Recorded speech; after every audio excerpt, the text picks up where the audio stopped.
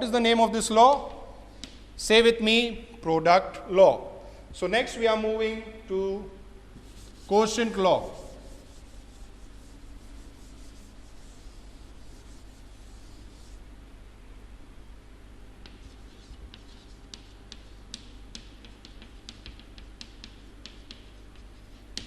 Quotient law using variables a to the power of m divided by a to the power of n is a to the power of m minus n. That's the law. An example will be useful for you to understand how to apply this law. So I have taken these numbers as an example. You may be able to do it yourself if I give you some time, but I'll continue to show you. The powers are subtracted and we have the answer 7 to the power of 3. Now again, the proof of the law you could study from your book, Innovative Maths Class 8, by using variables, but I choose to use the numbers. So suppose I took 7 to the power of 5. I can write it as 7 into 7 into 7 into 7. 5 times? Yes? Divided means I take the other 2 in the denominator. What remains, if you see, is the law proved to you? We did not use variables, we used the numbers as in the example. So the law holds. The law is correct as per this proof. So don't doubt the law, begin to apply it next time. Okay? So I'm writing the law here, we'll use it in the exercises. That's the second law of exponents we need to use and we need to know. Moving on to the third law.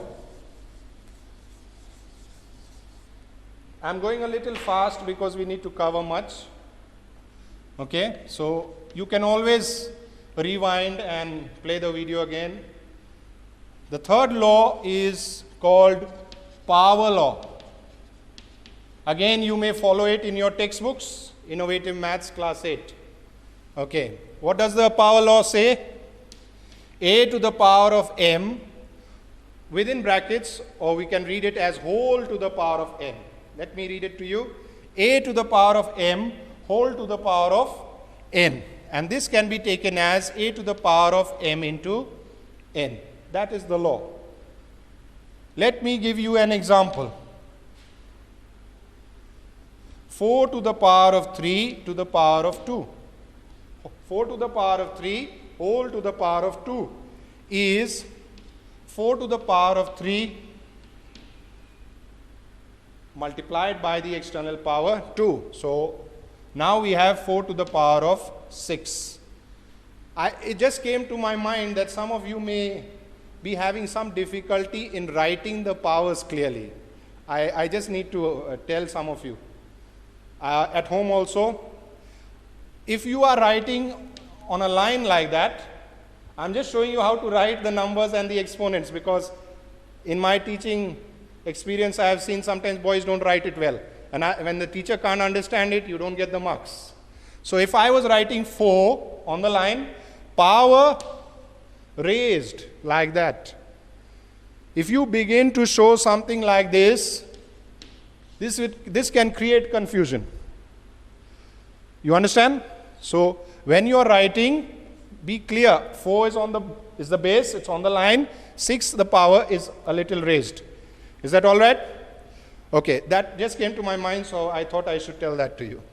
Moving on, if we had to look at the proof of this law, it's good for you to try to prove each law in your own capacity. Maybe you are not in class 11, 12 to go and prove it on a higher level, but in your own level. So if we look at 4 to the power of 3 to the power of 2. Now 4 to the power of 3, can I write it like this? Yes. And to the power of 2 means it's multiplied by itself, square. Is that right? So how many 4s are there now in factors? 4 to the power of 6. Is the law proved? It should be proved to you by now. So the third law is called power law as I have written it. And we have completed the 3 laws we basically use. If you look at your in innovative maths for class 8, there are more laws there. But today I am only teaching you these 3. I find these 3 most appropriate, most relevant in solving problems or applying to exercise. So make sure you know these 3 laws very well. Moving on to concepts and properties of exponents.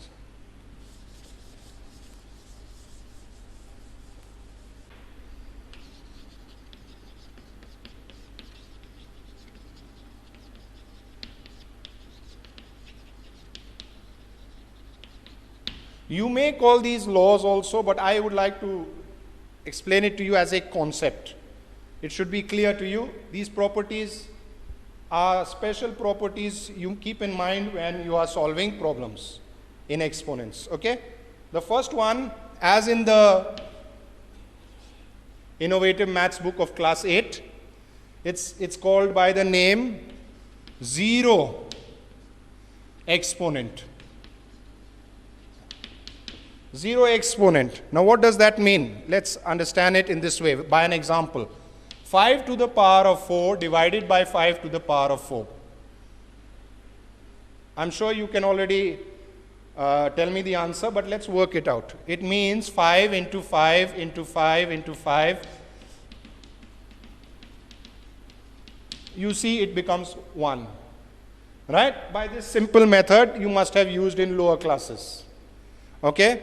But suppose we use exponential laws.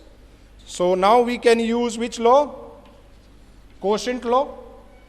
We can use quotient law that the base is the same, the powers can be subtracted. Yes or no?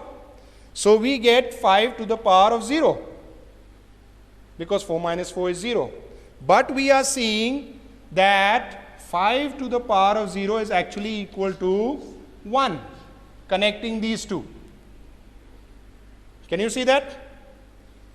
So we come to the conclusion from this example that any number to the power of 0 can be taken as 1. Is that clear to you? Now it would have been more difficult for me to take variables and try to go through this process. But with numbers, you understand it? The first step is use it as factors. You see it cancels, you get 1. The second step, you use quotient law. You see you get 5 to the power of 0.